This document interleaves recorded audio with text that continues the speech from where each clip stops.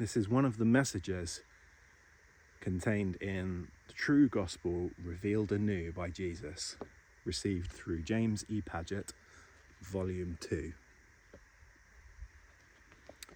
Page 136.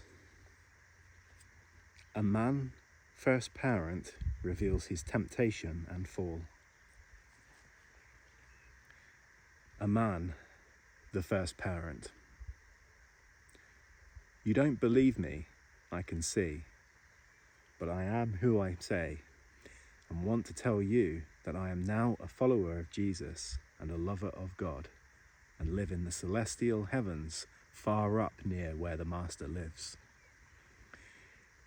I know it is hard for men to believe that I am the father of all physical manhood, and that I can come and communicate with mortals.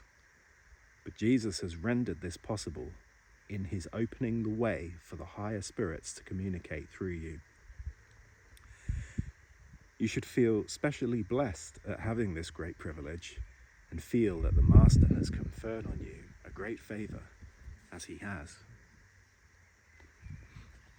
Well, I have never before come to earth to communicate with mortals, and the experience being new, I find some difficulty in doing so. But I will try to write a few more lines. I and my soulmate lived in a paradise which God had given us, and we were very happy until the great fall. We were so filled with the thought that we were all powerful and all wise that we concluded that the obedience which God had required of us was not necessary for us to observe, and that if we only exerted our powers, we would be as great as he is great, and would be able to obtain that immortality which he possessed. But alas that day! We were mere creatures, although wonderful and beautiful, and we soon realized that fact. The disobedience was in not waiting for God to bestow upon us the great divine love that would make us like him in substance as well as in image. We were like him in our possession of souls, and also in the possibility of obtaining the divine love. We disobeyed him in that we tried to make ourselves believe that we were as he was, and that we need not submit further to his decrees. We tried to make this belief a thing of reality, and in our vanity tried to appear as gods. But as soon as we did this, the scales dropped from our eyes, and we saw how naked and impotent we were. God did not drive us from his paradise, but the inexorable laws of our creation and of the workings of his will showed us that no longer could we expect this divine love, which he said would make us divine. And so we became mere mortals, deprived of the potentiality of obtaining this divine love, which he said would make us divine.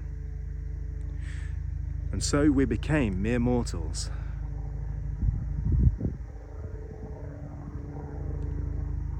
I'm going to wait a second while that helicopter goes over.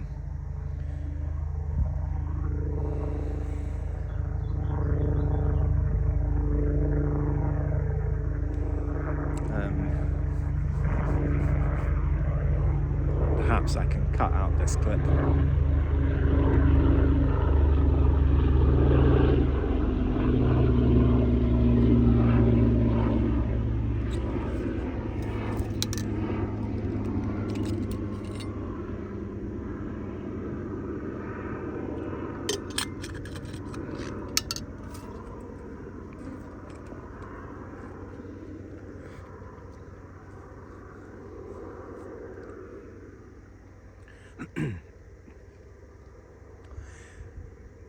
And so we became mere mortals, deprived of the potentiality of obtaining this divine love, and we had thereafter to become subject to all the appetites of the natural man, and to work to satisfy these natural appetites.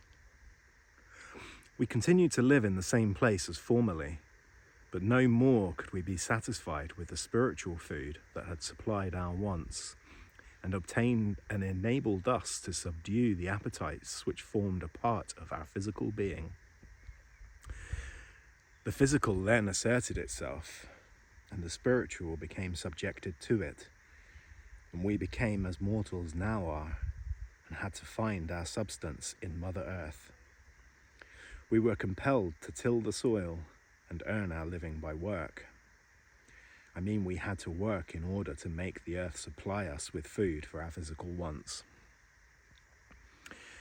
It was a bitter time of sorrow, but the law had imposed its penalty, and we were without power to relieve ourselves of that penalty, and had to live thereafter without the possibility of obtaining this divine love and of having our spiritual natures reassert themselves over the physical and subdue it.